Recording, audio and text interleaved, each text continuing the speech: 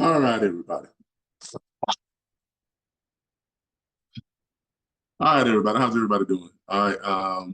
Today we have Miss Sanya Lawrence.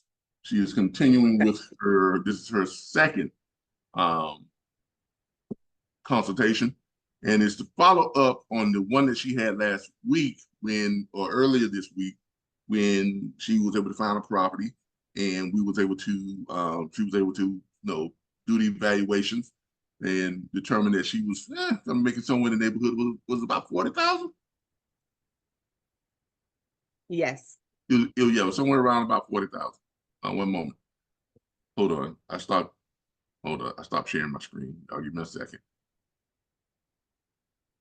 Oh, no. I don't need to share my screen. Okay. All right. So there was someone in the neighborhood, around about 40,000. And so what we did was, I'll give you a second here. So what she did was she was able to contact the owner of the property, say locate the owner of the property using Flipstream, using our free skip trace tool. She was able to contact the owner, make the offer to them, and where we're at right now, Ms. Lawrence. What's going on? Well, okay, so I talked to him. He actually had somebody that was already contracting with him with that, but he said it was taking so long that he might not go with him. So he told me to call him back next week, because he said he was supposed to close last week, but he didn't close. So he said that he wants me to call him back next week and see where we're at with that one. But I have some more for us to look at. Okay. So that one, you're just waiting to see what's going to happen with a deal he had before, but that contract is expiring because they haven't done anything with it. Right. Okay, cool. All right. So today, what are we doing? So I had quite a few properties that I looked up, but they were 100% equity. So I watched a video. So I was like, oh, so I guess we can't do those. So I found some more. I found some different ones. Okay. Yeah, because the 100% equity ones, what you have to realize is if they got 100% equity, which means they don't owe anybody anything on, right? I know, so I didn't understand, like, why would they be on this list, like for foreclosure and stuff like that, if they don't owe anything on it? Exactly. Which means those are properties that are either owned by absentee owners. They no longer want the property, but if it's got 100% equity in it, guess what? They probably know what their property is worth. They're not in a real, under no real time restraints to sell. Why? Because they can wait for a great offer, right? Right. So there's no reason. Those are properties that are not listed on the MLS, but the owners are willing to talk to someone about, unloading the property. But you gotta look at the psychology behind it. You gotta look at, the facts. Facts is they don't owe anything money. So there's no real incentive. There's nothing that's motivating them to sell right now. Mm-hmm. The only motivator is they gotta continue paying taxes on it. Right? That's not that big of a motivator. Right? Especially if they got 100%. So if someone's got 100% of their property, they're gonna want probably at least 60 to 70% of the value of it, right? So if you're making them an offer at 70%, then you got no room to flip it out to what? Another cash buyer. Because they're not gonna offer you more than 70% of the value. You understand what I'm saying? So that's why I avoid 100%. Because a lot of people, early on when I was doing this years ago, I used to jump on them 100% ones and try to work and say, yeah, I can make a lot of money. Then come to find out, no, I can't make those deals work. Everybody wants too much money. Unless you got the money yourself to pay for it, no. It's just too much money. There's no way you can make that deal work. There's no way. Okay? So you need to find those people that are willing to accept, who are motivated to do something, right? Right. With 30, 40, at the most 50%. So that's why you look for the ones that are in pre-foreclosure. Okay? They have not gone to auction yet. Right? Right. And that has at least, that's why I say always look at the ones that's at least 70% of equity, has at least 70% equity left. So then you can make an offer of basically 40% or 30% of the equity, or whatever the case may be. In some cases, less, depending on what they all wanted and how much money they want, in their pockets. You offer them in the pocket. It depends on how close they are to that judgment they, from the court saying that they being scheduled for a foreclosure, or even if it's been scheduled for the auction sale, for the foreclosure, the auction sale. If that auction is at least 60 days out, those are the ones you really want to talk to. Or even if the auction is about 45 days out, those are the ones you really want to talk to, because they're feeling that pressure. Yeah, I got to do something. Okay, so let's start sharing, man. I'm gonna let you, because you say you got some properties. I'm gonna give you the share screen. Give me a second here. All right. So we're on our platform flip screen. I'm gonna give you the share screen here. Give me a second, and let you show me what it is you found, and then we'll go over those. Okay.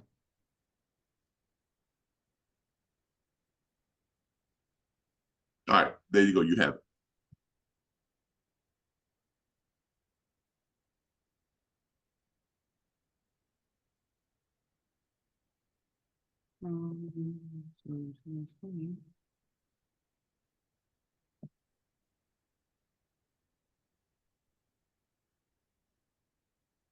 All right.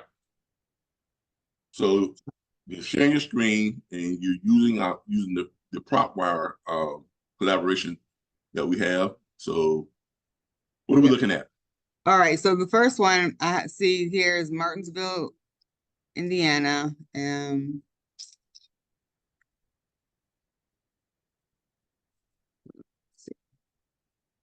Okay, so you kind of move your picture. Move your picture thing out the way so I can see the numbers up top. Move what out the way? This right here? Your Sanya Lawrence Zoom picture tab. Yeah, that tab thing. Kind of moved over a little bit so I can see, the equity and all that type of stuff. Can you see it? No, because your Zoom tab is covering the estimated value. Up top to the right, where you see your name, Sanya Lawrence. See, I don't see all that. Your picture. Okay. You're sharing your screen, right? And you're on Zoom, right? Yep. You don't see your placement holder for Zoom? Right.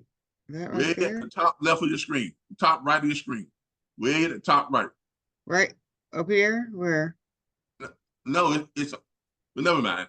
It's actually on your screen, but yeah, you see it. I don't see it. Well, here, I think I can move it. There we go. I was able to move it. All right, cool. It was on my end. All right. Okay. So there we go. 211, 15 is the estimated value. And it says 100%, but it says 100% equity.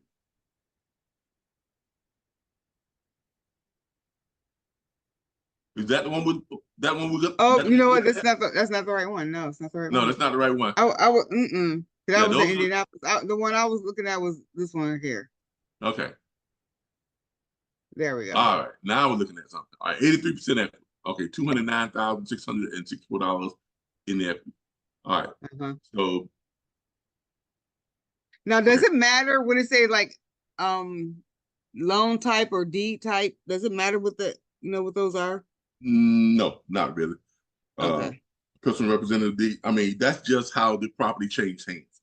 That's just how they got that property. How it can be it can be a gifted deed. It can be a contract for sale, warranty deed. It can be because this one says FHA, and I was like, I don't know if that matters or no, it doesn't matter. It doesn't matter. Okay, that just shows how it changed hands, how the property got to be in their possession. Okay. Okay. All right.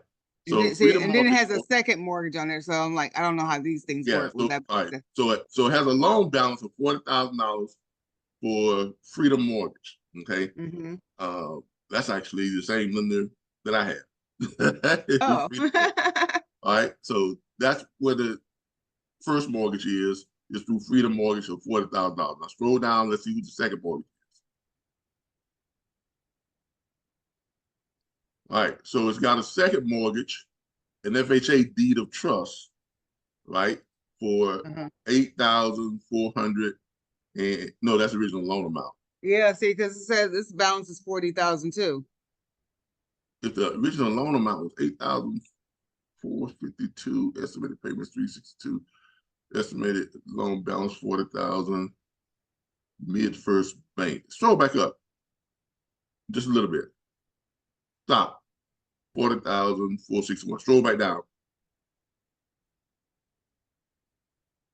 40,461. It's the same loan balance.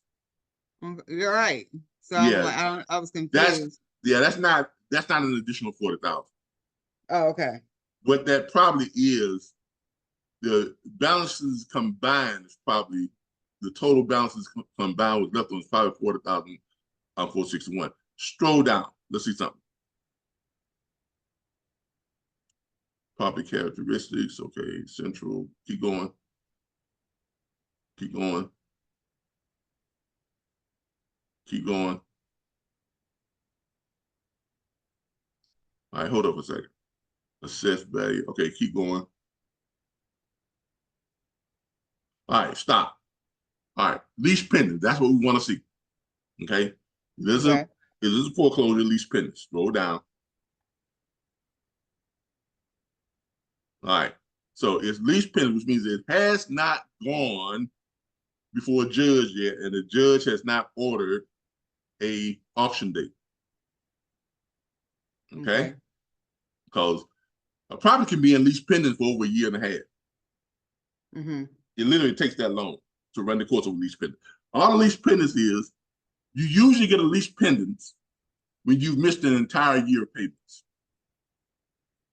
Okay. Lender doesn't start sending you a lease pendants until you have missed an entire year of payment, of paying, of mortgage payments. All right. And then about 4 to 6 months after that, after you miss the year of payments, is when you actually get when you start getting the actual thing that says, okay, we're gonna foreclose on your property. Now that doesn't mean that you're gonna lose a property here within the next 6 months. No, that just means that they're just now starting the paperwork to have it go before a judge. Because after they do the lease pending, it takes about another 4 to 6 months before it gets scheduled for a court hearing. Okay, so you're looking at about a year. You're looking at almost 2 years right there. And then after the court hearing, the judge can set at the court hearing, the judge can either dismiss the intent, the lease pendants all together, or the judge can find that yes, this property warrants foreclosure, and the judge sets what's called the auction date. Okay, a trustee sale date or an auction date. That date can be up to 120 days later. Okay. And then, even if it goes to auction and someone bids a price and that bid is won at the auction, they have another 120-day confirmation period in which the owner of the property can reclaim the property by still negotiating with the lender to catch up on their payments, or they can sell the property, or they can come into some money and buy the property out themselves, or they can lease the property out with enough down with the person who's leasing giving them enough down payment to take care of the reinstatement fees. And that's why I didn't understand with some of those 100% equities, like why aren't they just at least renting it out and stop just letting it sit there? Yeah. See, a lot of the 100% equities is a lot of times they're there because you probably click absentee owner or whatever it is to be. So a property can not be in foreclosure. It can be owned by an absentee owner, but they just ready to sell it. But it's not listed on the MLS. That's why it's in the off-market thing. But usually when you're dealing with property that's got 100% equity, I don't mess with them because there's no way you're going to be able, you're not going to be able to do a day trade type deal on that. right? Because in order to do what you want to do, you need to get the property under contract for a wholesale price, right? Right. If someone got 100% equity, they're gonna want something close to retail. Right. So that's wasting your time. Don't even bother with those because that's just too much. It's just wasting your time. I mean, you're never gonna. You may, on an off chance, 1 in 1,000 ones you talk to, get someone and say, "Okay, yeah, I'll sell it to you for 40% of the value." That ain't gonna happen if they got 100% equity in it, and they have there's no real pressure for them to sell because it's not in foreclosure. It's not gonna be taken from them. Not gonna be auctioned off. Unless if it has 1% equity and it shows that they've got a tax lien on it, that's a different thing. So that means they haven't paid their taxes, and can be taken away from them by the county or the city or whoever they owe those taxes to. Or if it's got an IRS lien on it. You see what I'm saying? And some IRS liens could be, you know how IRS is. Some of them IRS liens could be $100,000+. So if they got a $400,000 property on $100,000 IRS, yeah, that's something you might be able to work out because you can make them an offer, low enough to pay out that IRS tax lien, and then put another $20,000-$30,000 in the pocket. They may be willing to do that because they trying to get that, trying to get something out of it. But the IRS doesn't take it. The IRS comes and says, "No, it's mine, right?" Right. So that's where you at with those. But with this one, this looks like they had a second mortgage at the most roll up. At the most, roll up. It's going to be going up to that second mortgage stage.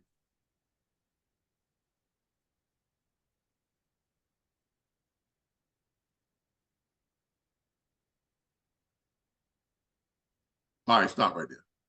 All right.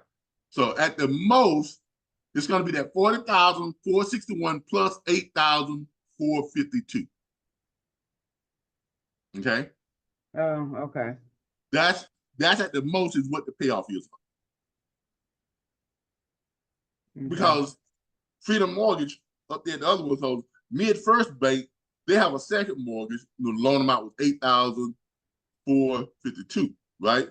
Then it has loan balance because they did the second mortgage, but it has the original loan balance from Freedom Mortgage. You see what I'm saying? Yes. So that means that it's going to be that 40,461, and you can go ahead and add in that 8,000. So it's going to be 48,913. Exactly, 48,913, roughly $49,000. You can go and say that's the payoff. Okay. Okay. I know it looks kind of confusing because they got it down there twice, but all that is when they did this, because remember the original loan amount was 8,000. Because in this lender, like the bank is different. Exactly, because that's a second mortgage to a different bank. So, but when you do a second mortgage, the first mortgage doesn't go away. You still owe that money. So the second mortgage, when they did it, it records as, they still owe that 40,461, and they got another, loan amount of 8,452. They probably did an equity loan or a or let's call it other thing that's real popular. Not a cash out of it, not like those reverse mortgages type things. It's a HELOC, a home equity loan. Okay.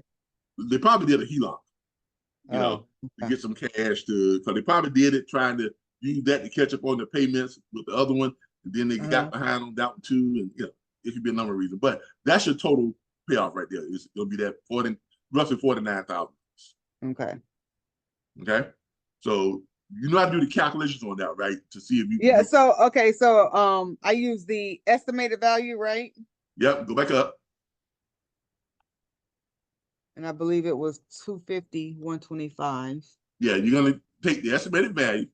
Yep. Which is and then I subtracted 50%. And then I did it again with 60%. So. Yeah, I would say do it at 50 and then do it at 60. Because that's what you're gonna get offered by the cash buyers that you're gonna present it to. Yeah, so I did both of those calculations. All right. And then so like with I did the 250 125 minus 50%. That gives me 125.62.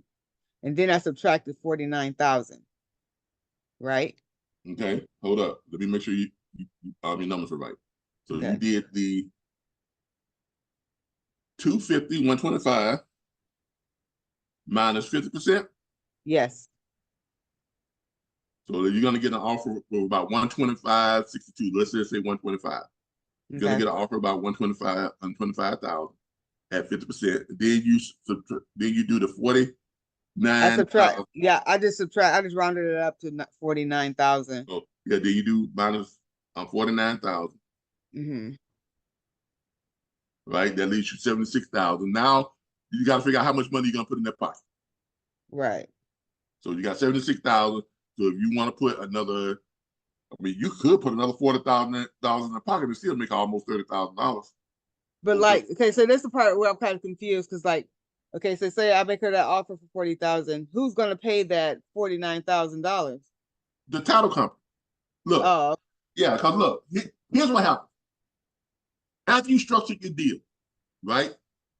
You have, in this case, you're going to have 1, 2, 3, 4 parties, right? That's going to be on the closing settlement statement. You know what a closing settlement statement is? Yes.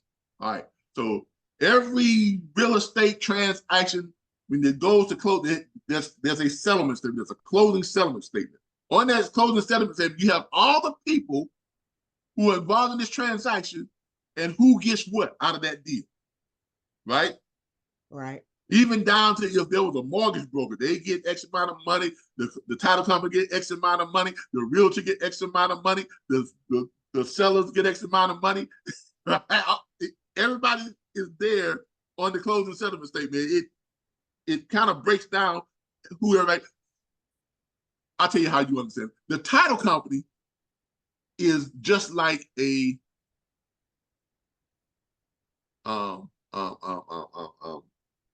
what do we call them in the trucking industry? Like a broker? No, not the broker. The company that pays everybody. Oh, the factoring company? The factoring company, yeah. The title company is actually just like a factoring company, basically. But the only difference is, instead of the factoring company waiting to get their money from the shipper, the end buyer, who is ultimately paying for all of that, they're sending their money in already.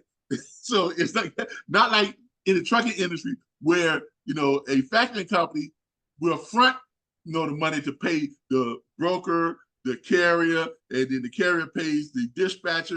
You know what I'm saying? But then the factoring company, they still gotta wait for the actual shipper to send them that money. It could be 30, 60, 90, or 120 days later. In this case, the title company is acting somewhat like a factoring company, but they're not fronting the money. They already have the money because the quote unquote the shipper or the end buyer has already sent them that money. You get it? So the end buyer is going to send over the $125,000. That's what you got offered. That's the offer that you got from the end buyer. So that $125,000 is going to come. It's going to be sent to the factoring company. All right. Now the factoring company on all the contract, the assignment contract you got, which has your name on it, and has the seller's name on it, and it has the contract for you giving the sellers what 70 or whatever you're giving them, right? Okay. Let's say you give them the 49,000 plus 30,000, and that's what 79,000. 79,000, right? So that's 79,000 that you have a contract for. Now, out of that 79,000, this is going to show that freedom mortgage, right? It's going to show that freedom mortgage is to get $40,461. Oh, okay. It's going to show that the other company is to get the 8,000, whatever they get, right?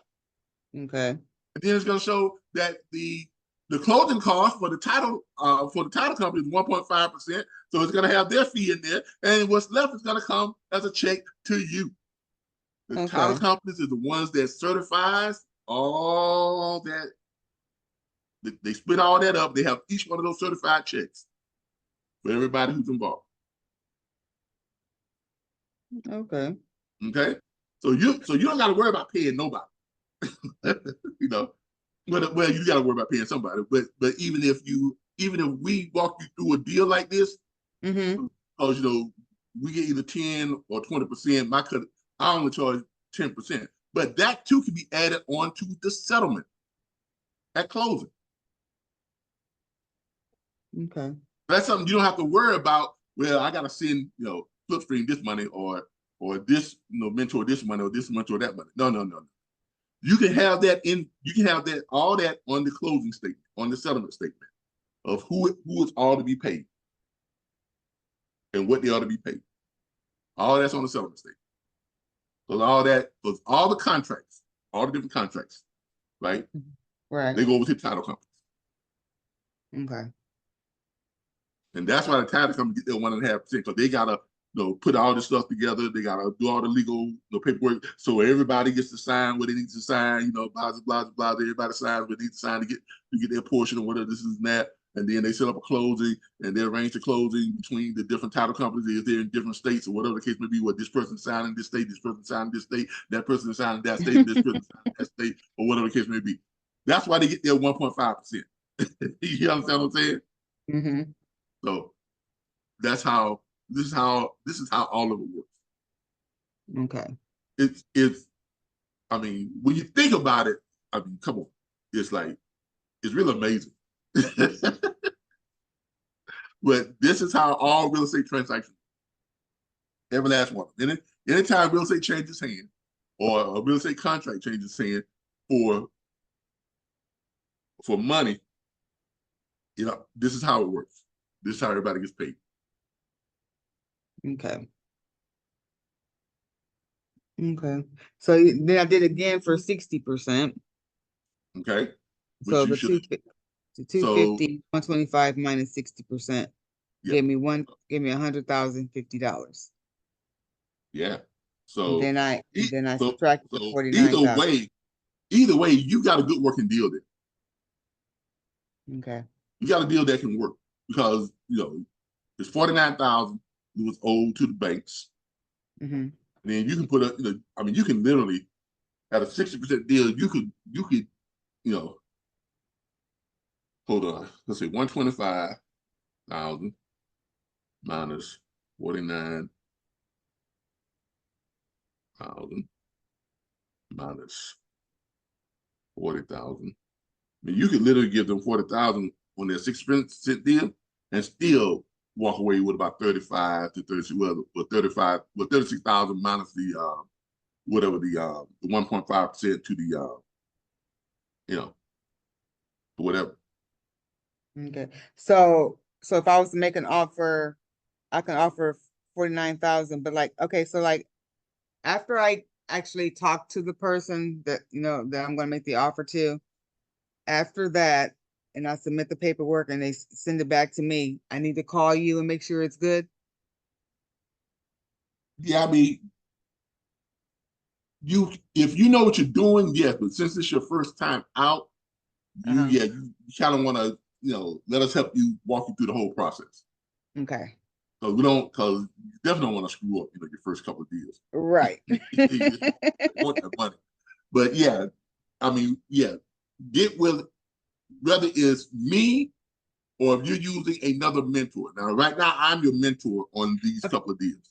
Okay? Right. So another thing. So when I go to how do I know what to present as because I haven't been made an offer yet. So do I need to wait until I can't even, because I was gonna see how I don't know how much I should offer the person before an offer is made to me for buyers. You see what I'm saying? All right, let me have the screen for a second. Okay. 1340. Shoot me that address real quick. 1340 East Harrison Street. Shoot it to me on the message board here. Okay. On the Zoom message board. So I can go and pull it up. And let me go ahead and get this. Let me get this so I can share my screen. Okay. All right. Shoot that address. Okay. Let me see.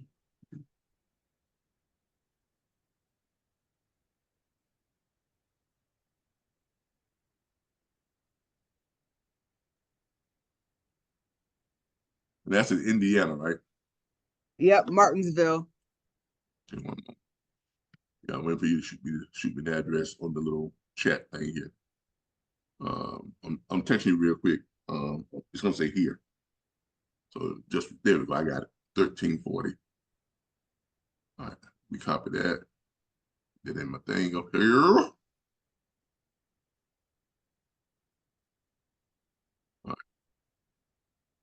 All right, so now let me pull up my calculator.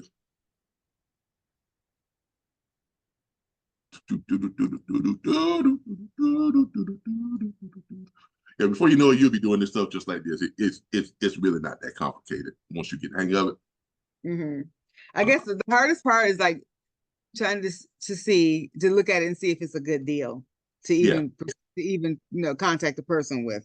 Yeah, look, if you can do it at 40% and you still making money, it is a great deal. All right, because if you can make money at 40%, because remember, the key you got to know is what you're going to be offered, right?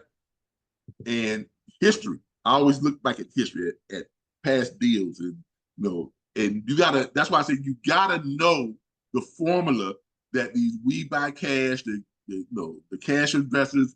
You got to know their formula. Their formula is never, ever, ever, ever, ever, ever, ever, ever, ever offer more than 70% of the after repaired value, which is normally around the same as the estimated value. Sometimes the after repaired value is more than the estimated value, but I never go anything less than this right here, even though the after repaired value might be more than that.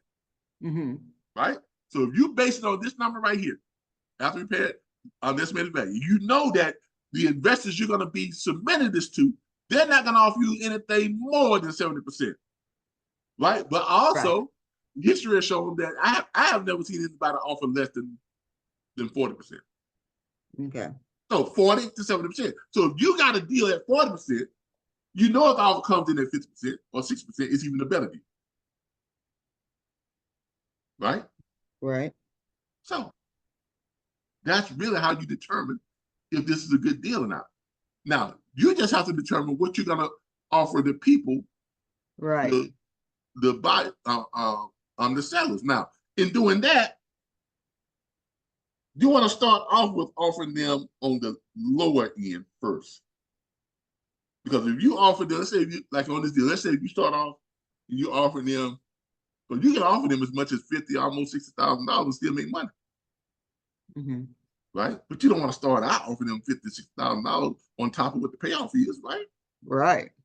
So you gotta go down to. I always start off because 25,000 is usually a nice round number that people like to see. 25 grand. That's a quarter of 100 grand. 100 grand, right? Mm-hmm.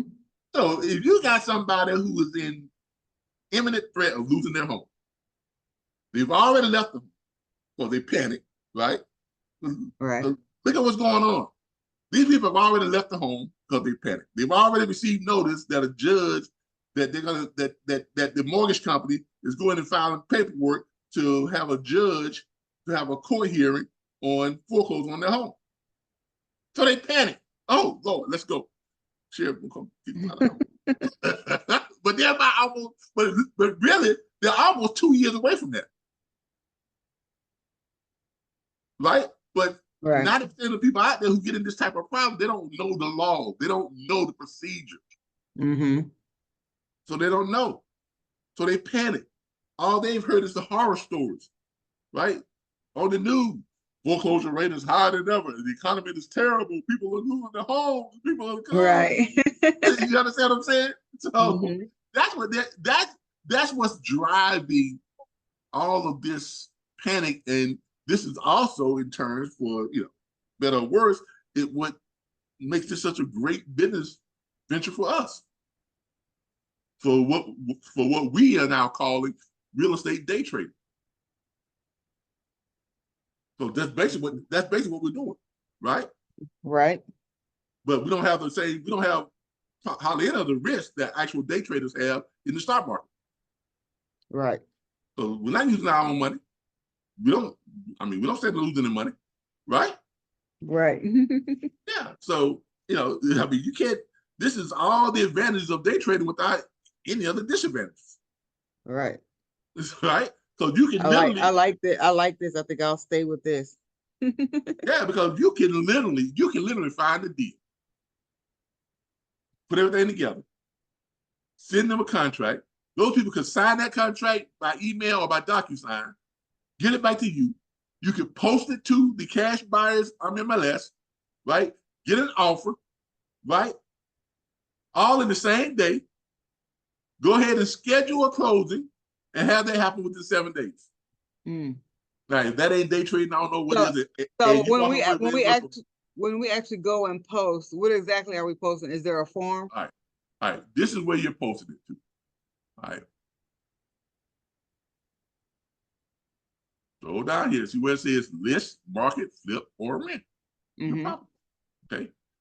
The idea I want to post to is right here. We buy houses. We buy ugly houses. Right? We buy houses. So now do you prefer, like, do you recommend one over the other or post on all of them until we get an offer? I mean, you want to post it out to as many places as possible. Now, some of these places require you to pay up front that you're posting to. Okay. This is not one of them. That's why I always suggest to our new people, post it here. Okay. This is not a network of people. This is just one big company that buys up every freaking thing they get their hands on. Oh, okay. Okay. So when you send it here, right, this is basically what you're going to do. You're going to go here, you're going to put in the address.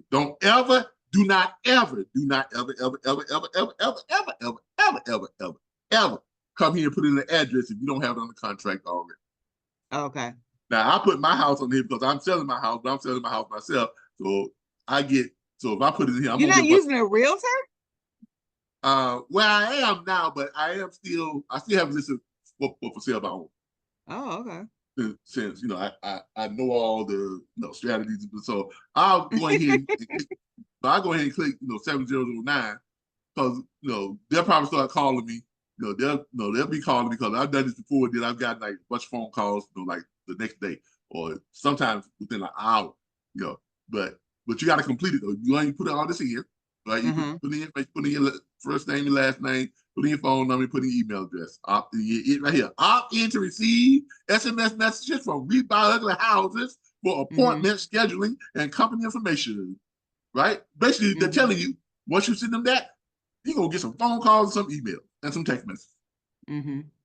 People wanting to do an evaluation of your property or whatever it is you want to do to make you an offer. Now, if you put in a property address that you don't have on the contract yet, right?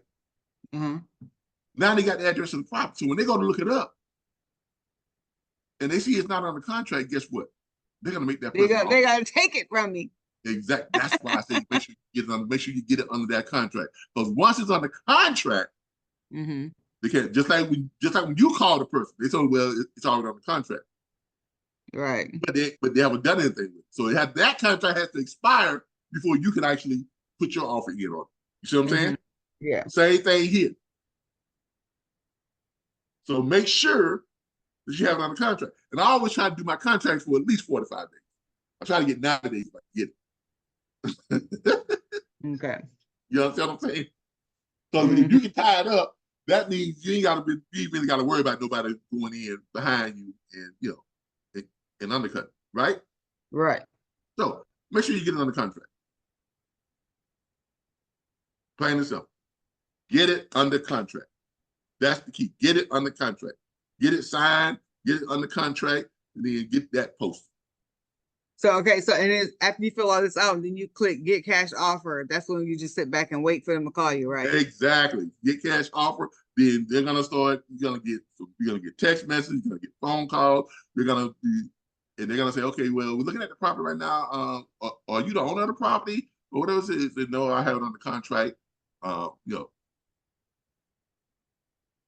you can say that to them. I have it on the contract. Or in some states you can literally say, well, yes, I own it, because you're not obligated to be under full transparency. Right. Why? Because that assignment of contract. What does that assignment of contract say? They're giving you the contractual rights to that property. So basically, that owner is signing something, basically that's saying that they're giving you the rights to the property as if you own it. The only thing you can't do with that property, you can't go in there and destroy it, no. But you can market it and sell it. You can even go out there and cut the grass, put a new fresh coat of paint on it, do some fix-up work too if you want to during that period. No, but that's no need for that. Why are you going to do all that just to sell it? Right. Just flip it out. You know, I have done some local ones where I went out and cut the grass. You know, just in case I got somebody who want to come out and take a look at it, right? But if you're doing these online flips to these We Buy Cash, that was back before the We Buy Cash. Back when I first started doing this, there wasn't none of these We Buy Cash. You actually had to like list it with the MLS or list it with the realtor or put up a sale sign out there and, you know, and market it, you know, just like a regular sale, right? That was back when I was doing it in 19, when I first started doing this in 96, 97. Right? So, you know, even back when I did the one when I was at the homeless shelter, right? That's when I didn't market to a We Buy Cash because it wasn't even that popular then back in 2008. I actually got stuck. I actually took a piece of cardboard from a box that I got from the homeless shelter, right? I grabbed one of those, you know, old politician signs from the last election, you know, right? Pulled it up, took the wire thing out of it and stuck my cardboard on it in big black letters with a marker, wrote for sale. You know, on the market value. Like that. That's what I did. I stuck it out there. And I guess somebody rolled by and saw it, you know, a realtor rolled by and saw it and say, hey, you're selling this on the market value. How much on the market value? Well, I had it on the contract for, was it 17,000? Like 17,000 and some change. He had a tax value of like 79,000, market value of 140,000. I told her, yeah. I said, yeah. I'm looking to sell the thing for $60,000. She said, wow, that's a good deal. She said, I can get that sold for you. I said, okay. She found a buyer off $52,000. Said, let's go with it. You know, if you do it that way with a realtor, you can't close in 7 days, can you? It depends. If the buyer is a cash buyer, you can. Oh, okay. If the buyer has got to get a mortgage to bring you the money, no. Okay. That's why these people that's paying cash, that's why they changed the game. Okay. So you got a bunch of cash buyers nowadays, right? That will pay you cash for. So yeah, you can close in 7 days. 7 to 14 days. Okay. Now, if someone's got to get a mortgage on it, yeah, that's going to take longer. But see, that first one I had it on a 90-day assignment. Okay. So even if someone had to get a mortgage to get it, I was still good. I had enough time for them to put in the application, get approved for the mortgage company sent over all the closing paperwork and all that stuff. That's their time to do it. But nowadays, you can literally do this entire deal and get it on the contract and get it posted and get an offer on it all in the same day. Now, when I went to go try to skip trace, that site wasn't working. No, it works. What happens is, all right, what happens is because I have it to where it pulls up on our site. It's not going to an outside site, right? So when you pull it up, it pulls up on Flipstream. Right? Now, let's say you put a name in. Let's say you put in my name, Calvin.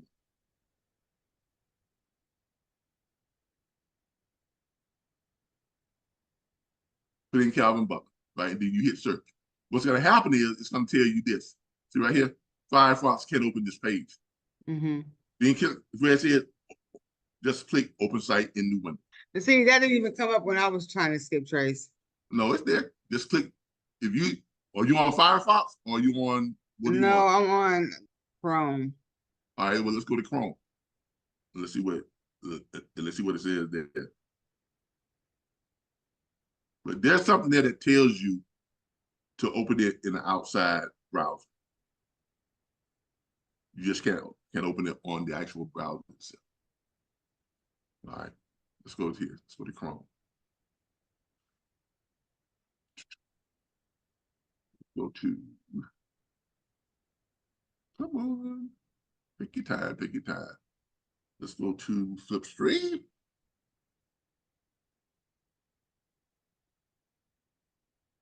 Am I logged in? Sure, see if I'm logged in. Nope, I'm gonna make sure I got logged in. They're gonna let me in there. I'm not logged in.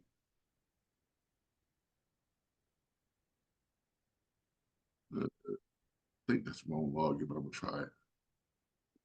Come on, do a second thing. I hate these. I know, man. Sometimes you have to do it 2 and 3 times. I know. I know I've been clicked every dog thing. See, same thing here. Ah. I'm like, really, dude? All right. I'm trying to log in. I ain't trying to sign up. I just told you I was trying to log in. Okay, wrong one. Do info.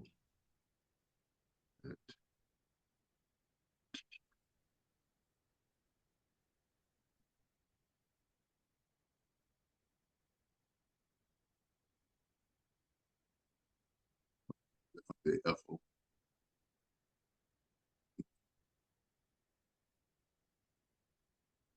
Yeah. I know it's the right. I just gotta get the right password.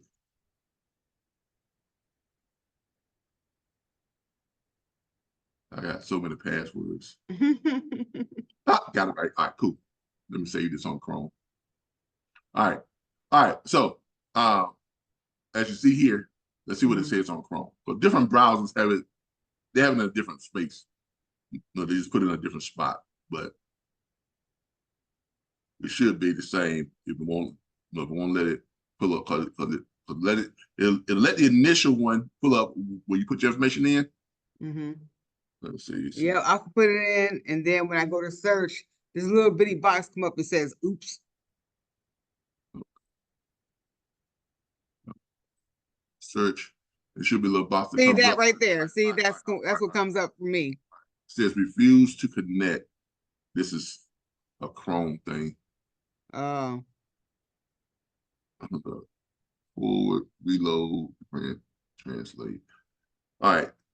It's something you gotta do in Chrome to allow it. You gotta allow the, it's almost like allowing a pop. But what you can do is this. Just do this. Instead of doing that, just do this. Just do it again. I'm sure you an easy way around it.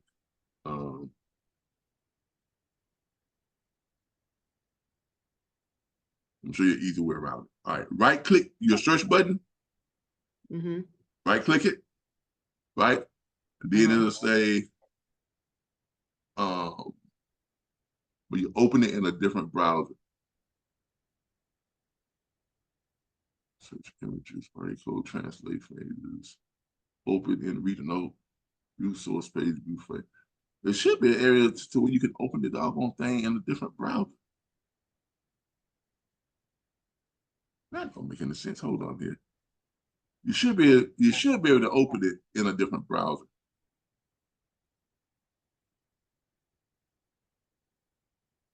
Reload, save as, print, search Google images, this page, translate. Hold up. Give me a second. There should be an area for you to open it in a different browser. That's why I don't use Google Chrome half the time, because they got too much going on. I'm gonna be honest with you. Google Chrome got way too much going on. All right. So here was, all right, under the people search one, right? Right click it, open link in new tab or a new window, right? Just click open link in new tab and watch what happens. So then you can go in there and still do the same thing. And you just put it in.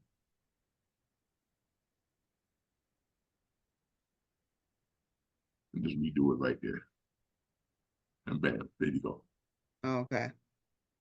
All right. But see, in Firefox, they actually pop them and tell you can open it in an outside browser, just click it, and it still keeps it in there. But Google be doing too much. they do too much. That's why I don't use. If I'm not using Firefox, I'm using Mozilla, and I'm using the Microsoft one. I rarely ever use Google. Okay. But there are all the Calvin Butlers trying to find me. It's not going up on the Calvin O. Butler, but I'm probably way down on the list somewhere with so many Calvin Butlers. I don't even see.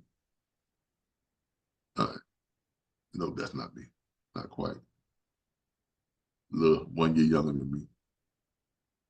But you just do it like that. If you're using Chrome, if you have Firefox, use Firefox. That's going to be the most user friendly one. Okay. It's the Firefox one. Anyway, I can't seem to. I must be way down the list. Let me put my middle initial in. You probably have to put the city and state. Yeah, if I put my middle initial in, then it pull me up. There I am right there. Oh, okay. A lot of Calvin O. Butlers that are 59 years old. Calvin Butler in Winter Garden, me in Tallahassee. Then they got another one, 59 years old, yeah. Tallahassee, Winter Garden. But yeah, it's only 3. All right, cool. But yeah, that's me right there. Calvin Butler. Yep, Foxglove Lane, 3-bedroom, Young County tax base, the property is 328. Yep, that's it right there. That's me. That's still a phone number, but it's really just a voicemail number. Okay. If we got the right numbers right. These numbers are like off because that's an active voicemail number. That's not a working number. That's from CenturyLink. Well, I take it back. It is a working number, but I got that number from my ex-wife's aunt. Oh, okay. She needed a phone.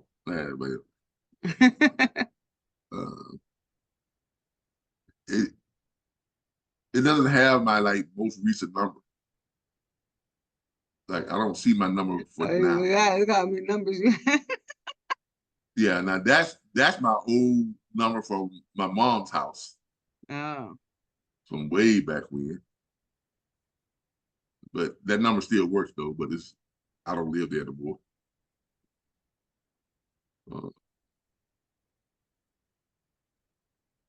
Yeah, I don't see my most recent number that's being reported today, because it tells you when the last time it was reported. But this number this number still works, but it's just a voicemail number. I can call it, you can call it and leave a message, and then I call it back. Probably the reason why, because I have my number listed. I have my number totally private. My cell phone number. Oh, okay. It's I have listed totally private. I mean, I give it out to certain people, but ain't nobody just don't look up and say, "Oh, there's a cell phone number." but I can be reached through this number though. And then these would tell you when it was last reported. So if you see the last reported was 2024, you can bet that's probably a good number. Let's check the email addresses. Okay, yeah, the email addresses look pretty good. I still have this one, the FC Financial at Ymail. Still have that one.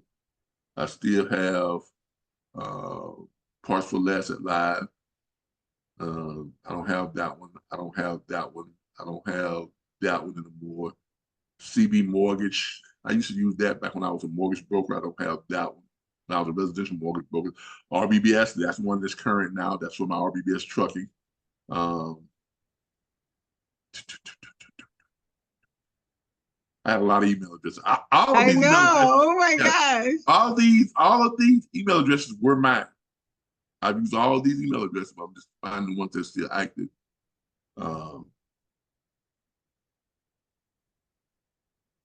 I got a lot of investment group type things like that. I've done a lot of investing over the years. And Dog Wireless, that this is one of my first email addresses right here. I had a cell phone company that was doing. I still have this one, homelessentrepreneur.live.com, and I still have this one, training at the RBBSLLC.org. So that lets you know that it will pull up, good email addresses and things like that. And former addresses, all these used to be my former addresses. That's my home, my mom's home in Quincy. That was the place I moved into, 1602 Stuckey. Right after 1280 December Street was the one where I went from the homeless shelter to that, because that was a voc rehab thing for homeless veterans. The 1280 December Street. And then from there, once I flipped that house out, I got this apartment on 1602 Stuckey Ave. And then from there, did I have my address now where I bought this house? Well, these are all previous addresses, but anyway. But I bought a townhome I did my third flip, and I bought a townhome, which was on Oak Hammond, Lorette. That's where the townhome was right there. Lorette, 1999. Bought that townhome, Lorette, off the golf course.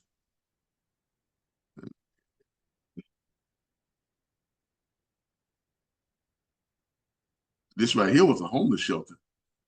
2141 Monroe Street. Yep. That was a homeless shelter. That was way back, 2008. Like I said, yeah, that was 2008. There's that Lorette Drive, Milton, and Share Road. That's the big condo I bought when I started, doing my trucking thing, and doing my vocational school, and my training platform and all that stuff. So that's when I bought this. I bought a condo there. And this other stuff is from way back. All right. So, but anyway, we digress. But anyway, yeah, that's how you go and find your people. I would suggest use Firefox. If not, pull it up. On what you call it, or you can just go here instead of putting stuff in. Just click here, and then just click. Just open a new tab or open in the window. Okay.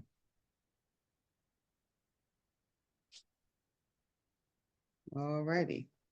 So, but knowing what to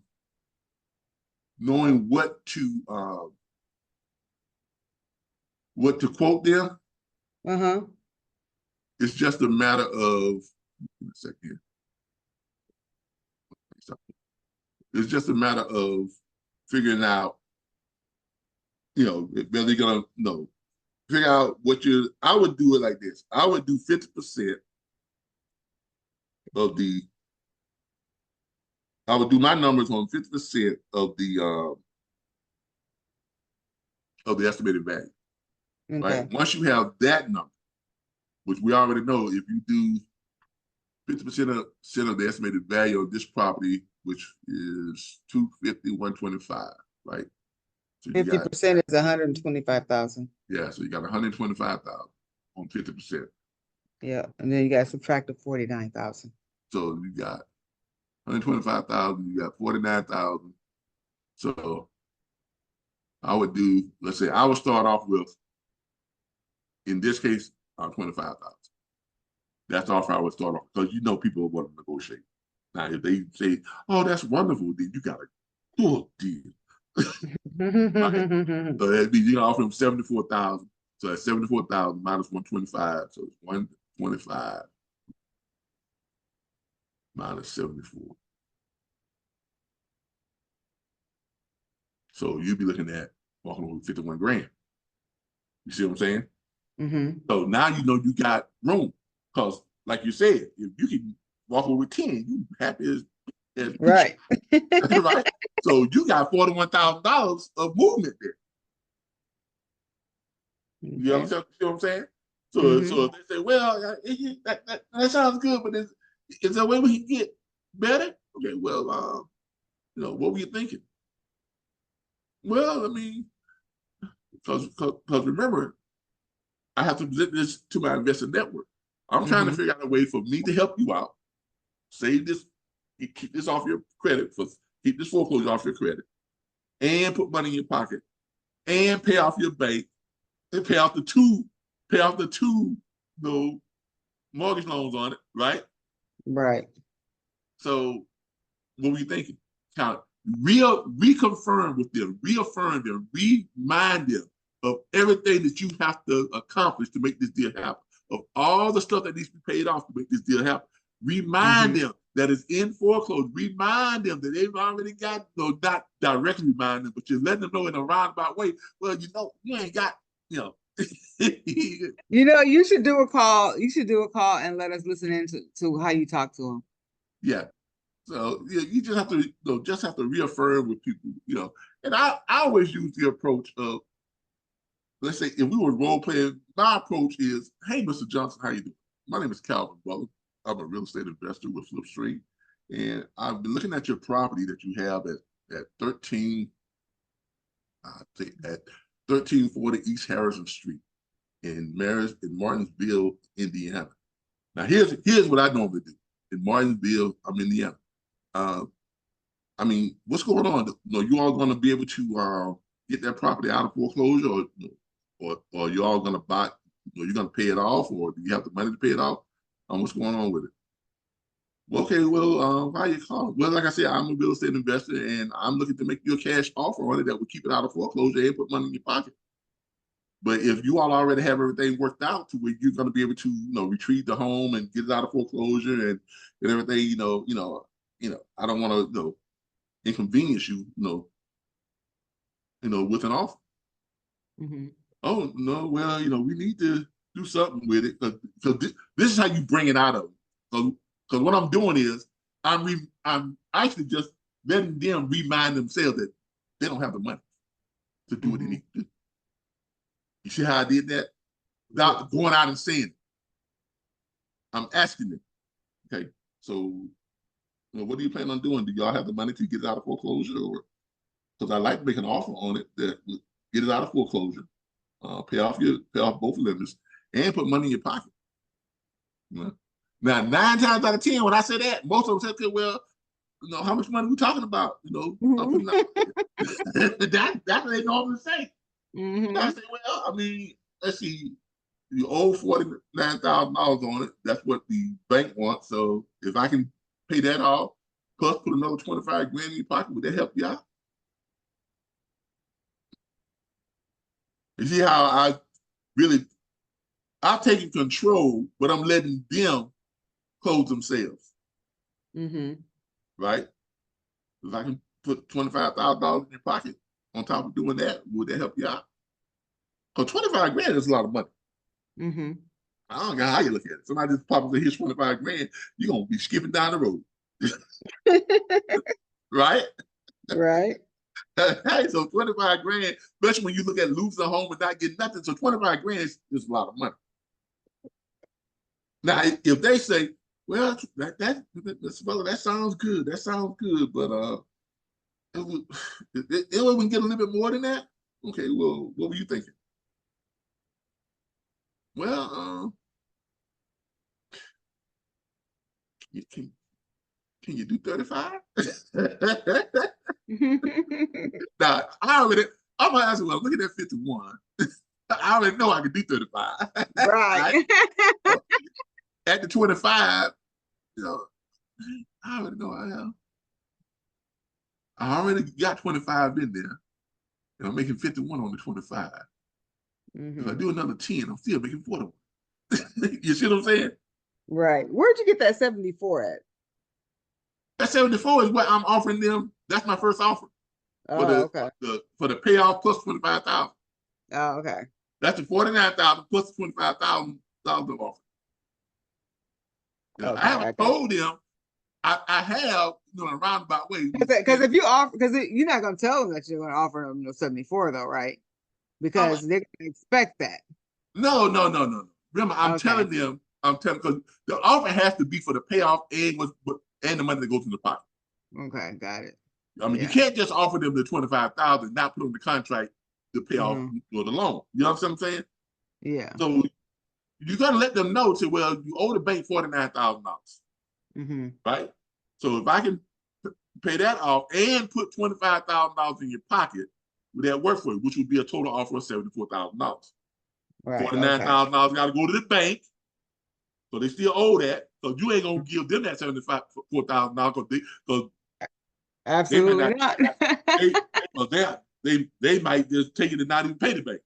Right. See, and that's what I was wondering too. I'm like, who's responsible for paying when they owe money? Yeah. But I'm like, I don't even trust them to go and pay that. Yeah, but that's not how the transactions work. Because remember, when you do a settlement statement, everybody who's owed money on that property is in that settlement statement. Mm-hmm. Now, so who's going to present the settlement statement? Like, is it something I have to fill out, or will the title company do it? No, you're just sitting over the different contracts, and the title company does all that. Okay. Like when you do your contract with these people, right? Mm-hmm. What does the title company do? Title company pulls to make sure there's the purpose of a title company is they do what? They pull all the property records to see if there's any liens on the property. Because when a property changes hand, all liens have to be paid at closing. Mm-hmm. Like so when the title company pulls the same. Well, I hope everything is presented here, because sometimes I'm just wondering, like, I'm sure sometimes some things are not listed here that should be. Yeah, but see, that's why I tell people to go and do the public records check. Okay. Cause now they done a public records check in here, but I always double check it. Because man, no delinquent taxes. You want to make sure there's no delinquent taxes, nothing like that. Mm-hmm. All right. Now, if you go to public records check, that's why Flipstream gives you all the tools you need to do proper research. If you go and you doing a public records check, right, which is right here, public records. All right, what's the address? 13 what? 1340 East Harrison Street. What city? What county? Martinsville, Indiana. All right, so we gotta go to Indiana. Indiana, and you said it's in Martinsville, so we look up what is the county for Martinsville. Martine Sville. Indiana. Yep, scroll down. Oh, it was up there. There you go. Scroll up. County. What county is that? That is Morgan County. So you're in your public records, right? Mm-hmm. And you want to look, you're in Indiana. Did we pull up? Yeah, we're in Indiana. And it's what now? It's Morgan? Morgan, yep. Look for Morgan.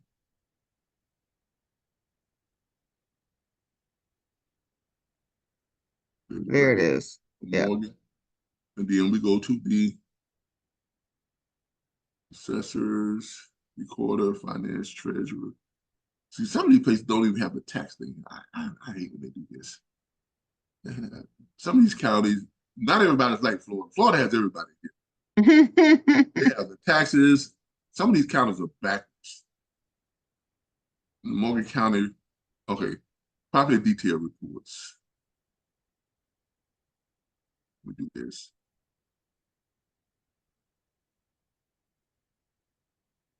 Okay, property by address. What's the address? 1340 East Harrison Street. Is that an E or just all spelled out? No, it's just a letter E. E period, then Harrison Street. HARRISON? Yes. And the zip code is 46151. Zip code is what? 46151.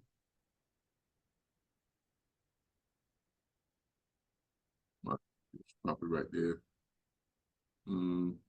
Oh, they want you to buy the double thing. $3.50. Property detail by APN. See, that's why I hate these. See, they cheap. Hold up. There's other things you can look for under it too. Public records is supposed to be free.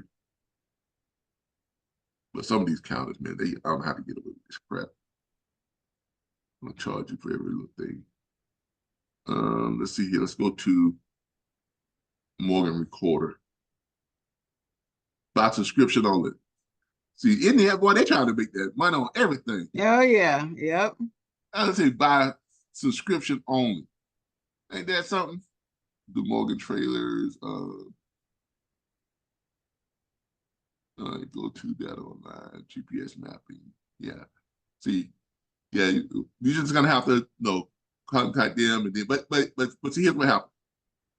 When this goes to the title company will inform you and everybody on all the links that come up. That's why everything goes to a title. All right. You still haven't lost anything because it hasn't gone to actual closing yet, and you don't pay anything until the closes, which all the money comes out of the deal. You understand what I'm saying? Now, unless there's another $57,000 lien out there, which is not really, I wouldn't worry about it, because when you're on here, this is why we put this search thing here, prop string, all right, prop line. This is why we put this in here, because they do all of this stuff for you: public, facts, and zoning. Okay, they do all this stuff for you. They do all this stuff. You got here what says land information. They do all that. Tax information. They do all that. If it's got a tax lien on it, it's gonna show up here. Okay. If you got a tax lien, it is gonna show up here. Now, you can go to Zillow and do some free searching there. Zillow has a little thing where you can do some free searching and stuff like that too. But shoot, how did I get out of this? How did I get into all this mess down here? All right. Anyway, my bad. I clicked the wrong thing. But you can go to Zillow and pull up stuff too. But for the most part, it's gonna be when you first pull it up, it's gonna be dead. And I use this as a backup, but some of these counties, it just is what it is. Me, like I know in Leon County, all the counties in Florida, all this stuff is completely free. I can search for stuff here, in Florida. I go to Florida and I search for stuff here, and go to Leon County, and you ain't got to pay for none of this stuff. And they have all the right tags for it, access to stuff. Like, see right here, Leon County property appraisal. I can go there. Leon County clerk, the record. I can go there. Leon County tax collector. I can go there. You see what I'm saying? I all these places. Click on it, and I can click,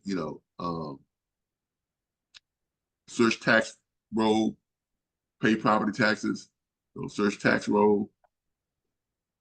Click agree. Just got to agree to it, right? Then I can search by name, right? Or I can go up here and click search by address. Search by property address, right there. Search by property address, 7009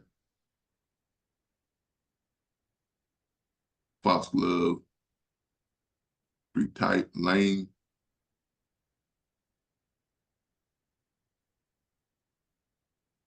And then I just click search. See, pulls it up. There I am, Calvin Omar Butler. Blah, blah, blah. Okay, tax year 123. Click on it. It's already paid. Pay my tax on time. So you see, I mean, you can pull up everything you need to pull up on it, and but that's why you hire a title company. Title company is gonna do it anyway. They're gonna do all this stuff all over again, because that's what they're supposed to do, and they're gonna have everything in the closing, and they'll let you know beforehand if there was something they pulled up on. Okay. Okay. So, I wouldn't worry too much about that.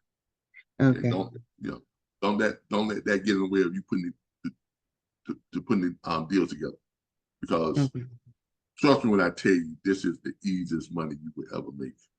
Okay, so I had another property, but this guy here, he has a portfolio. Is that a good deal?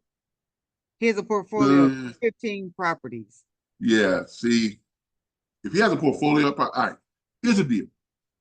That's why I always go over and click the individual, because and I know sometimes when you click an individual, people have a lot of properties under their own personal name. is that property in foreclosure though? I think it is. What's the address on it? It's 3712 Ruckle. It's Ruckl. That's a different way to spell it. Ruckle. Yeah, Ruckle Street, Indianapolis. All right, so he has a portfolio of property. Yes. But it's like, why is it on here though? JP Morgan, the owner. Yeah, see here are all his properties. Yeah, see, look at that. Yeah, he has a portfolio of 2.2 million properties. Yeah, me personally, it depends on why why this property is here. Does it say foreclosure? Say pre-foreclosure? Foreclosure. Yeah, see, because it says less pendants. Less pendants. Okay, so it's been notified. I mean, number of reasons. It's less pendants, so that's a good sign. You may have fallen on hard times. You may have some health issues and just hadn't been able to pay the bank. What is the old on it? Loan amount. The balance is 37. The balance is 37. 37,000, 82% equity. All right. Here is the bad. The bad is he does have a portfolio of properties. So that means that he is very educated when it comes to real estate. Okay, don't nobody get $2.2 million worth of properties and don't have some type of knowledge of how real estate works. Right? All right. So he's educated on property. He probably knows what his property is actually worth. Right? Because he's in the industry, he's in the business, he has access to where he can dump his properties and get his equity out of it. Right? Now remember, if he's in the business with that many property, he knows that he's in no real danger of losing that property within the next 2 years. He's at least pendants. He ain't worried about that. Because he knows it's going to take a minimum of 2 years before they can take that property. And in that time, he can say, well, I can sell it, I can do this, let me work some other deals and see what I can do. I can look at some of my other properties that I don't owe anything on. I can take out home equity loans on those. I can take, I can refinance some of those, take that money, he can pay this off or whatever. You see what I'm saying? He got too many options. That's the bad news. All right. The only good news is it's 82% equity, all this other stuff, but it's too much stuff that's going against you on this one. I would not waste my time with that. Okay. Because you're going down a rabbit hole, and when you get down there might be a fox down that rabbit hole. Okay. So look at 5018 Sherwin Avenue. Looking at what now? 50? Yeah, 5018 Sherwin, SHERWIN Avenue.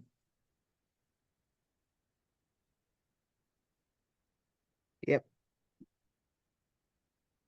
70% equity. First thing I'm gonna do is look for the lease pendants. That's perfect. No delinquent taxes, got great tax value.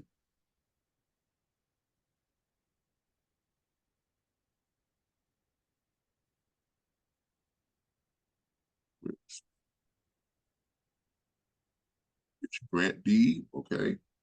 67,000 was owed on it. Select financial funding. Doesn't look like it doesn't have any second mortgages or anything on it. Yeah, that looks like a good one. You got 70% equity.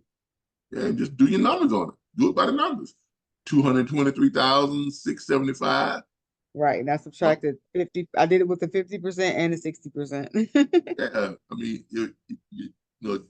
if you can make money at the 50%, you got to get there. If you can make money at the 40%, you got a great. You know what I'm saying? So yes. I kind of do my little test thing. I do 223, 675. Mm-hmm. And I do, let's say, minus 40%. Let's see if I still got a deal there on my low end. So 89.07. So on the low end, that's what I'm going to get off with. And then he owes 67. Yeah, I can make money. I can make over $20,000 on that at 40%. You see what I'm saying? Yes. If you can make 20 grand, more than 20 grand at a 40% offer of what you're going to be getting from what's called, I mean, but well, no, I take that back. No, you can't, because that's 89. That's 20,000. Then you got to pay him something over. So if you offer him 10,000, yeah, you can still make money, but you're only gonna make about 10,000. You see what I'm saying? So yeah, but you can still make money on a 40% evaluation. But on a 50% evaluation, you're looking pretty good. And on that property, you'll get 50%. I mean, you'll probably wind up getting 60 to 65% of that property. Yeah, because after 50%, and then I subtracted the 67,000, it left me 44,785. Yeah, yeah. See, on that one, on deals like this, I would wait for about 55 to 60%, because you're gonna get offers. So the first ones out the gate, somebody may come out with a low offer, 45%, 49%, whatever. Just let it sit there and wait. Right? Just let it sit and wait for a better offer. Because you're gonna get multiple offers depending on where you post them at. You see what I'm saying? And you just wait for your little 60% on that one. So something like this, I would wait for my 55%, and then roll at that. If I got a 50%, and if I got a 50% and I'm making, after I done offer them money too, if I'm making $25,000 to $30,000, I'm probably gonna just jump on and roll with the next one. Okay. You see what I'm saying? So yeah, you got to put a good deal there. 23,675 minus, what is it? 6702. So if you put 6702, let's say plus 20,000, that's 8702, right? Yes. So 23,265 minus, let's say 50%. That's $111,000 minus 87. Let's say just minus, I'm 88,000. Okay.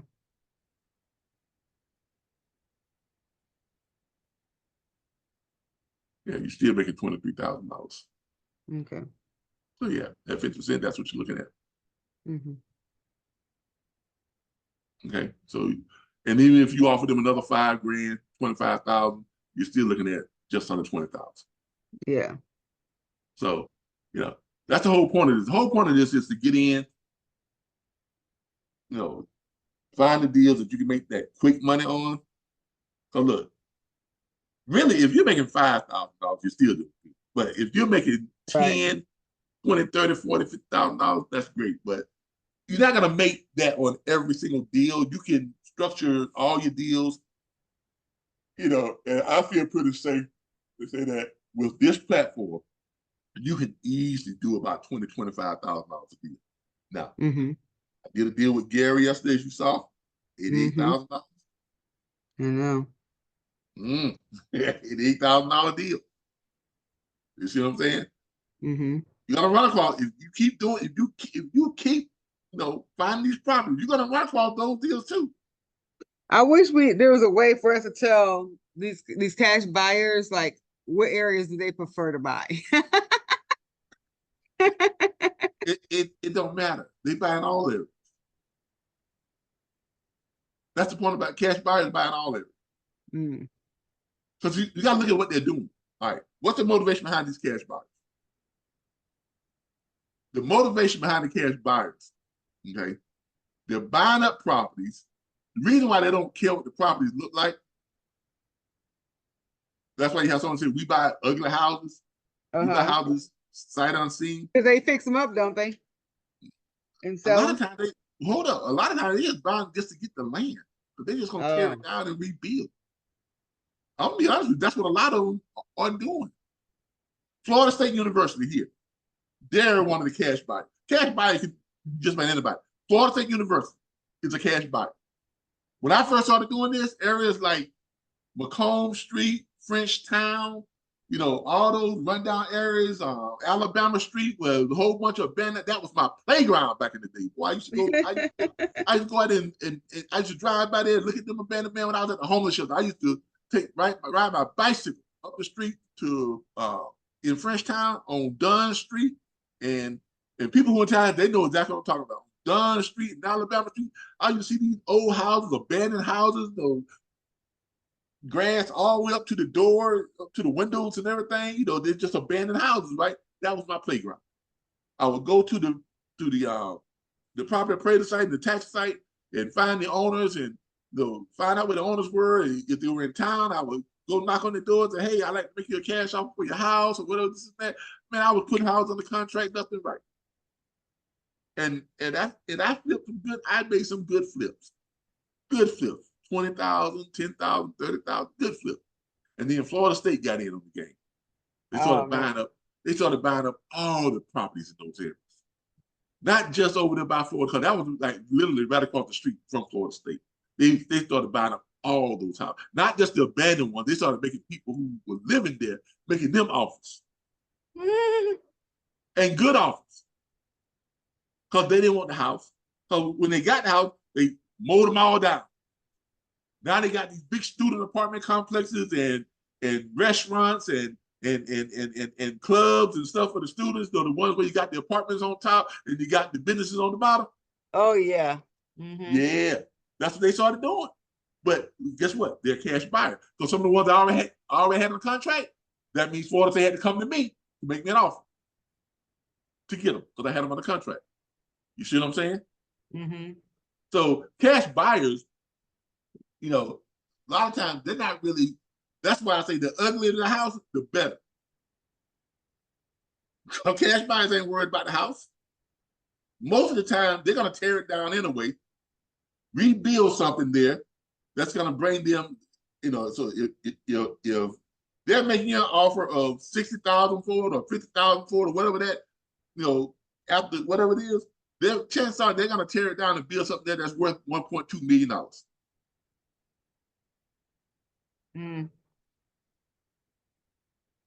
You see it? So you see where I'm going with that? That's their motivation. So when you see the people that we buy houses, they're buying houses everywhere. And the reason why they're doing it, because what? What's the one thing they're not making any more of? Land. Right? Right. Land is the one thing they're not making any more of. You can't you either buy what's there, you either buy what's available or nothing, because you can't make no more of it. And that's what makes this real estate day trading such a great thing. That's what makes Flip Street so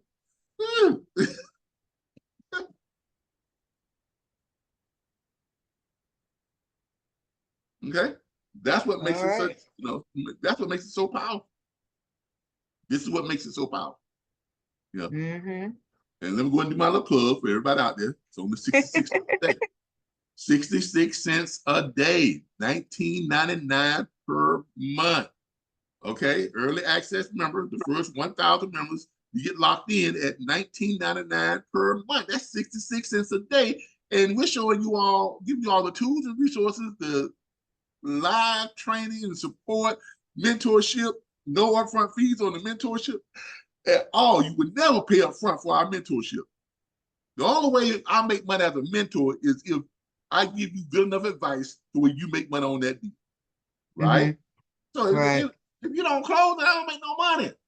My little 10%, I don't get that little 10%.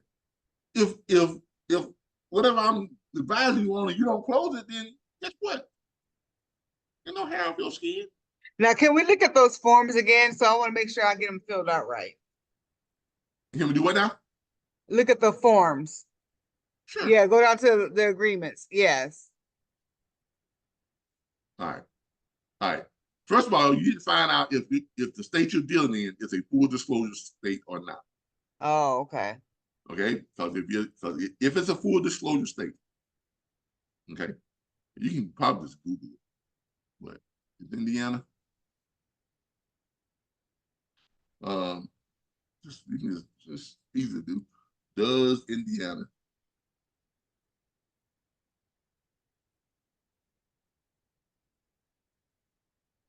too many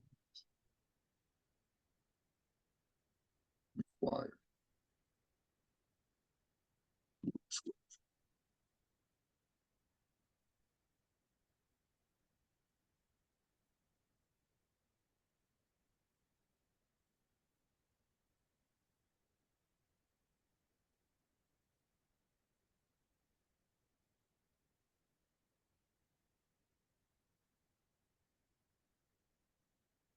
Assignments. Indiana requires a sales disclosure for the sales disclosure form instruction. Make sure we deal with right there.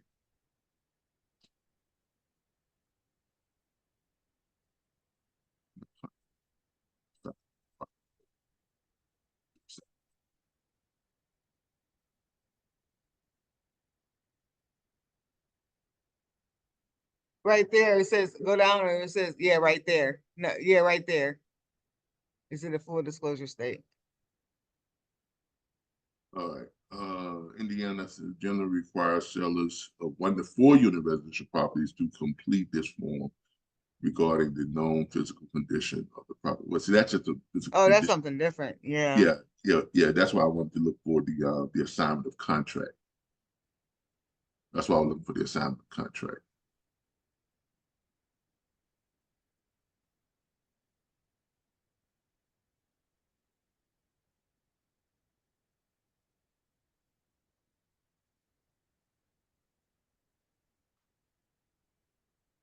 All right, wholesalers must make all necessary disclosures as required by state law. Okay, so there it is. Legal requirements. All assignments must be transparent, and the wholesaler's intent must be clearly stated within the contract. So it's a full disclosure state, isn't it? Yeah, so you need to pull up the full disclosure agreement. That's why we have them all. We have them in here. We have the assignment. We have a full disclosure assignment. You see what I'm saying? Because Florida, I don't have to. In Florida, I can go here. So since I'm here in Indiana, I have to follow that law, or like if I did something in Florida, do I have to follow that law? No. It's where the property is. Oh, so if I did something in Florida, I don't have to disclose anything. No, you don't have to disclose nothing in Florida. But that's neither here nor there though. Whether it's full disclosure or not. I mean, you think the person you're contacting is gonna they're not gonna care as long as I put money in their pocket. They're in foreclosure. They're already running. They're scared already. They're running. So you come in and say, look, I'm gonna put $30,000 in your pocket plus pay off this foreclosure, pay off this the bank. It was owed to the bank, so I keep that foreclosure off the credit and put 30 grand in your pocket. Do you care if I'm not the person that's actually bringing the money to the table or not? No, I don't care. Just get me my 30 grand. Right. You understand what I'm saying? So, and we already have them filled out. No, we are not filled out, but we already have them formatted. You just fill them out. Okay. If you look at we have a Word version, we have a PDF version. If you don't want to convert the PDF, pull up the Word version. But there it is right there. This is the full disclosure one. Okay. And it starts off with saying what? This assignment agreement made this herein referred to as assignee. It has all the language for full disclosure. This is a full disclosure one. All throughout it says that you are signing this contract. Even says it in plain language, someone that you shall assign this contract to a end buyer or whatever, or what the word means. So this is a full disclosure one. Okay. So just figure out all people have to do is figure out what their state requires. Full disclosure or Florida is a non-disclosure state. You know, I think Texas is also a non-disclosure state. I believe California is too. I think New York is full disclosure. Right. But, you know, that's why we have all the agreements here. Okay. So purchase agreement, we have the option to purchase agreement. Now, what you're going to do, you're going to send them either the letter of intent and your assignment agreement, the full disclosure assignment agreement, or you're going to send them an option to purchase, right, and the assignment agreement. But you're going to do one of those, either. And letter of intent and option to purchase is basically the same thing. A letter of intent says, I intend, to purchase the property through the assignment. The option to purchase is, I intend to purchase. It's still the same thing. I have an option, but this gives you an option to buy it out yourself if you want to, if you so choose. Okay. Okay. So, just pull up the ones that's right for you. I'll send them. Like I said, we got everything in this. We got everything in Flipstream. You ain't got to wonder about stuff. And if you do wonder about stuff, either schedule what you call it. And now we have what? Our live chat. Oh yeah, I seen that. But you can just, if you got a quick little question or something, say, hey, Calvin, I'm looking at this and that. Do I need this or do I need that? Well, I chat back, you need this. You need that. You see what I'm saying? I like that. I don't know how you do that, put that on your website. I want to make me a website too. That's another whole story, man. I need to start offering my service on building websites. I just don't have the time. Yeah. Because I don't put together some pretty good sites. But if I was to build sites like this for someone, I don't think people could afford it. Because I don't know, when this flipping game get to popping off. I know. Look, man, this right here, I mean, because I would like to start advertising what I do, so people who want to get out of their properties, they can start calling me. Yeah, and not only that, after you've done a few of them and you kind of got good at, let's say, this, because we're coining this strategy right here that we're doing right now. This strategy is going to be named real estate day trading. Oh, okay. So I think I just did a little promo on Facebook. Hold up here. Because I'm going to be doing videos, about it, the whole 9 yards. Hold on here. I think I just put one up on Facebook about our new promo for this strategy. Yeah, it is right there. This is real estate day trading. Flipstream, buy and sell houses the same day using the internet. Okay, what is Flipstream real estate day trading? Flipstream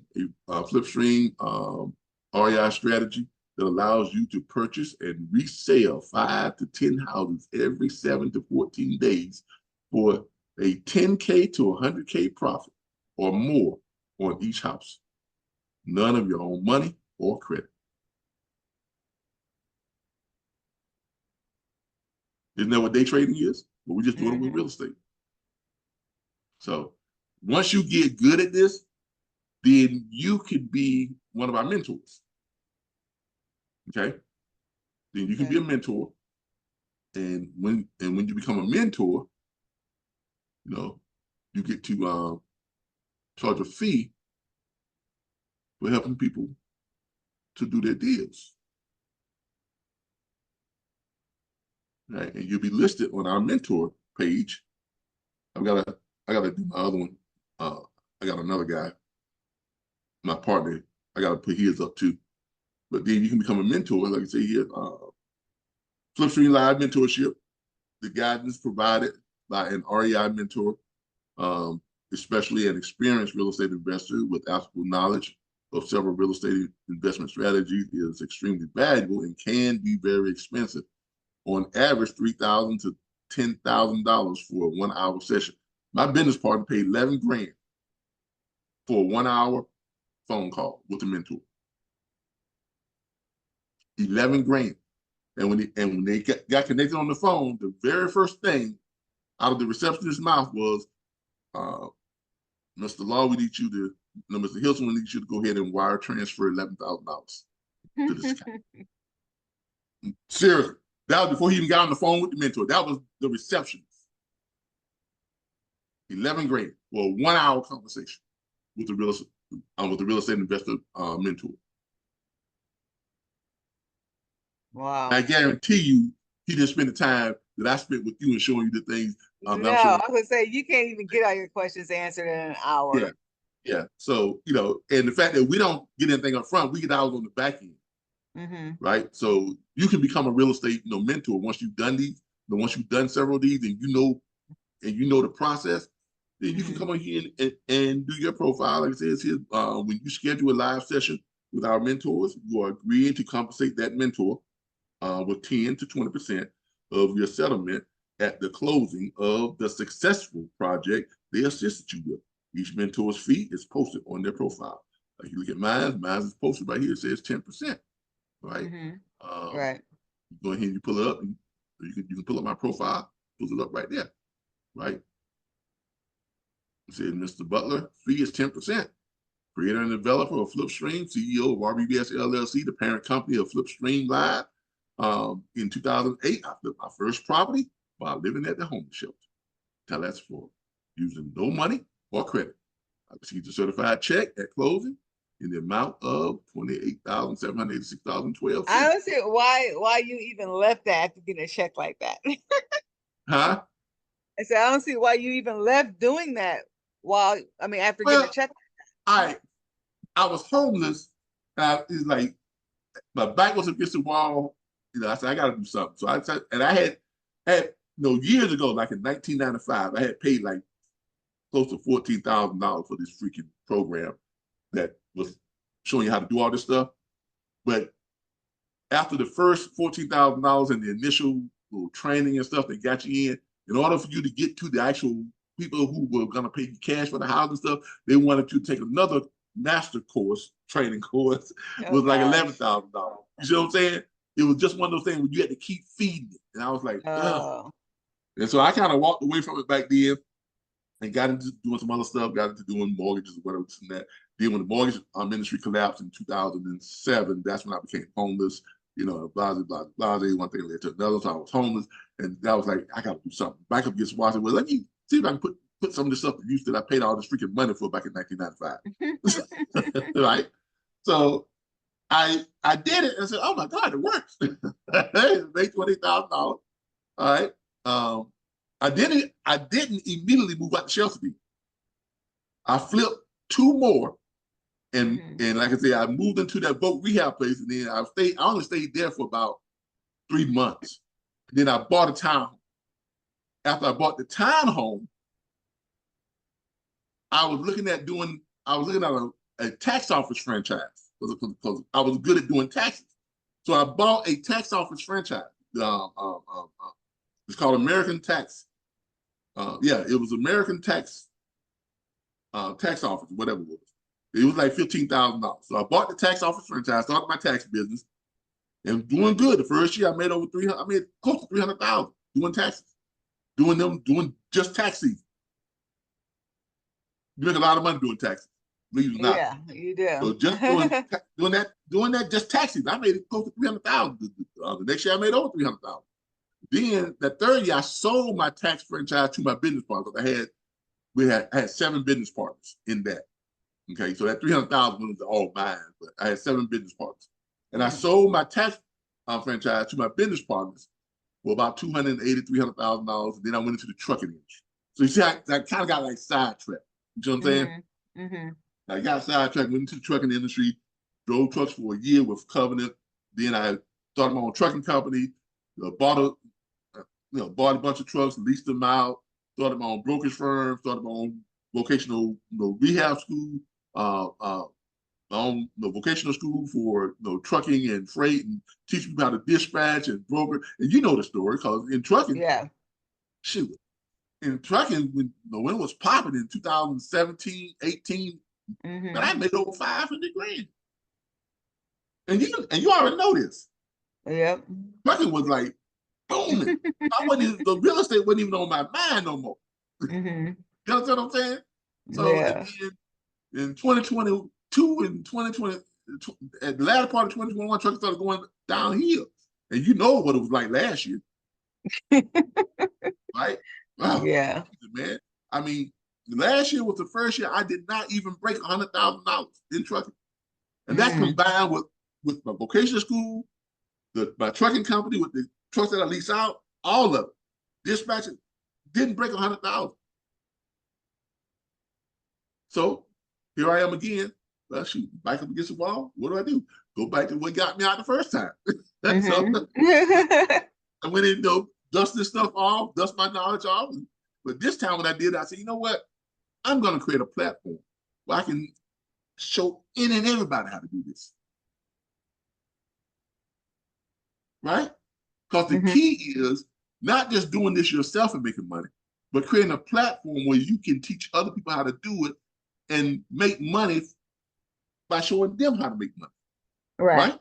That's the real key. That's the real key. And the little the 66 cents a day, if we can get 1,000 subscribers, right? Our first 1,000 subscribers, that gives us a base of roughly $20,000 a month. You see what I'm saying? And from that, then that would allow me to do more into what I'm doing now, the mentorship, which if I mentor 50 people and you all are doing, closing 10 deals, per month, right? And you're averaging $20,000 a deal. Man. And I'm going, exactly. And that's what I'm trying to do right now. I'm trying to get a bunch of them, trying to list them so I can start getting some income coming in here. Yeah, like I say, I mean, and this is so repeatable and so and with the technology and all the stuff you have now, because back when I was doing this, we didn't have this technology. We couldn't just do all this stuff online like this. You see what I'm saying? We can only do it locally because we actually had to go out to the property. You had to go and get those forms and fill them out, man. Exactly. You had to do all this, all this wasn't then. Now it's to the point now where I can create a platform and build a website and an app that allows people to do this sitting at their desk, at their home, wherever literally a homeless person now could do this easily. All they need is a laptop and maybe a phone. Because they can go to the library and get free Wi-Fi. Yep. They can go to McDonald's. Even at the truck stop. Yeah, they can go to the truck stop, free Wi-Fi. They can go to the library. They can go to McDonald's. They can go to any fast food restaurant and have free. They can go to the park and get free Wi-Fi. You see what I'm saying? So, people ask me, so, why did you get it? Because this wasn't really my focus back then. I just wanted to do something to get me out the shelter back then. And this accomplished that.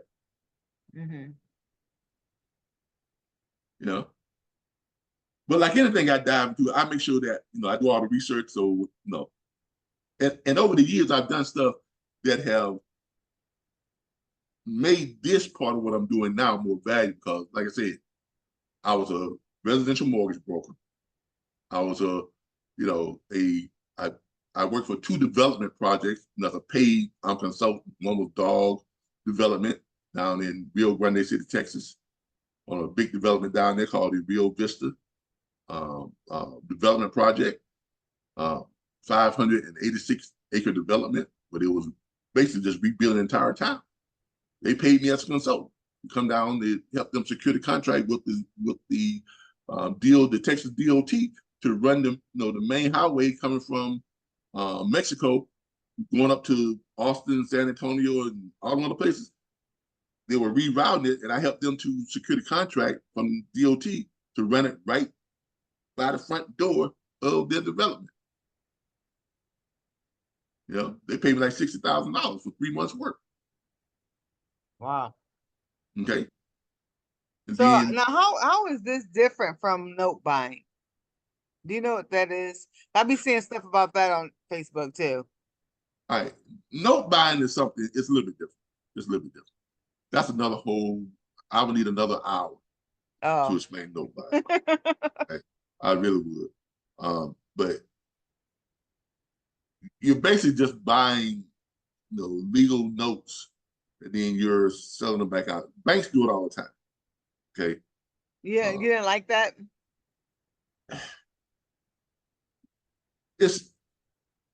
it's complicated.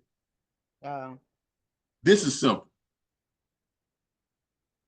And in note buying, you got a lot of competition. Mm. You're not the only one out there bidding for those notes. You see what I'm saying? And it's not like you're making you don't have the potential you have here. Like here, like I say, you have the potential here to do, like we're just looking at a deal, what, $40,000, $50,000. And you put this deal together, you can get that money in 7 to 14 days. Yeah, note buying, you can do, you're making $3,000, $4,000, $2,000, here and there, but it ain't gonna be nothing like this. You know what I'm saying? And this is a lot more simple. All right. Well, so, we definitely need to keep it simple. Yeah, because you want something that's teachable, that everybody can actually do. And for me to put this in a format, I don't think I can put together a format that could do the note buying the way I did with this. This format is much easier. It's much easier and simpler to follow. It's easy to get in here and schedule your live, mentorship, your live, meetups and stuff. It's real simple. And I can, I don't have to charge a whole lot for it. Right? Right. $19.99 a month. Come on, really? You can't get much cheaper than that. 66 cents a day. And if you want to become a lifetime member, just pay $2,500. You do a lifetime membership. Only 100 of those available though. Only 100. So have you? I mean, are a lot of people buying those? Do you have? I mean, how many do you have? Sold. No one's got a lifetime membership yet. Okay. But remember, this only been up for about a week. Right. I mean, this not something. I mean, we just launched this about a week ago. Okay. Right. When you look at our members, like say, but we're bringing in members every day. Like this person just signed up today. So you see here, it's growing. It's growing, as you can see, it's growing. Right? Right. It's only been up a week. That's why I tell people, if you want to get it, if you want to be a part of this, you better jump on now before we get those first 1,000 subscribers. Because after that, it goes up to $79 a month. Right now it's $19. You can lock in early access members. Okay, all access locked in for the first 1,000 subscribers. Subscriptions after the early access trials, $79 a month. Okay. Yeah. And I'm telling you, if anybody who ain't locked in before we hit the 1,000, don't be calling me up on my personal phone number like some of my friends do when I do stuff and they'll call me after the fact. Hey man, can I still get that? Well, no. Come on, man. We've been knowing until then. You've been knowing me. Then you know what I was putting out. You had an opportunity like everybody else to get in on the good deal side of it, but you waited, right? All right. Now you want me to break my own rule, right? That I done made a promise to everybody else that if you get in before this time or before this number, you got this. Now you want me to go back on that? Come on, no. No. You had every opportunity to get in when it was cheap. Had every opportunity. So, don't do that. Don't, I mean, I hate when people do that, and it's not like I keep this up a secret. Right. I mean, I'm all over the place. It's on YouTube, it's on Twitter, it's on TikTok, it's on Instagram, it's on Facebook. I mean, I like I keep this up a secret, and I'm posting every day, all day, about it. So when someone tell me what I didn't know, come on, man, really? Is that what we're going with? You didn't know about it? So, but anyway, that's what it is. All right, look, got a lot of great information today. Yes. You got some deals, and it didn't take you long to research those deals. And come on, I'm gonna throw leads in. I know. I say I'm trying to get out of my job because I'm so tired of it, and so I'm like, if I can. Well, let's look at this. You got how many deals right now? 2. All right, so you got 2, right? Mm-hmm. The first one you're looking at making almost how much? I know one of them would. Well, it just depends on like how I structure it. I guess if I go with the 50% or the 60%, but I think one of them was like 47,000, and one is the potential of 51,000.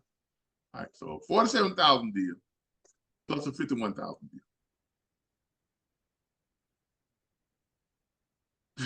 and that's just 2 deals that you've done. I know. And it's like that's what I make way less than that a year at my job. that's just 2 deals that you researched and found and made the. I mean, look, just 2. Mm-hmm. And that's because you're brand new and you just kind of taking your time, right? Right. Like, you're kind of doing like a daisy, right? Mm-hmm. But do you think it's hard for you to find 10 deals a week? No, not at all. I mean, you can literally find 10 deals a day, really. To be honest with you. Yes, you can. Yeah, I mean, you devoted, you 3 can or do 4 that. hours. You can find some good deals, 10 deals in 3 or 4 hours a day. Yeah, you put in 3 or 4 hours a day on this. It doesn't even take all day to do this. Yeah, you can literally find and put together 10, 15 deals a day just in your state. Not to mention, you can do this nationwide. Right. But just on the 2 deals that you're working right now, that's not $8,000. Mm-hmm. How many people? Look, that's practically 6 figures right there. Right. On just some things you put together in just this last 4 days. So you started this when? Was it Sunday? Last Sunday? Let me see. Yep, last Sunday. Well, it was on the 28th or 26th or something like that. Yeah. Yeah. So the 28th. Yeah. And you had your first live consultation with me when? A couple of days after. It was probably like Tuesday or Wednesday. Yeah, so Tuesday or Wednesday. So it was like the 1st or the 2nd or something like that. 30th or whatever it was. And here it is, just the 6th of the month.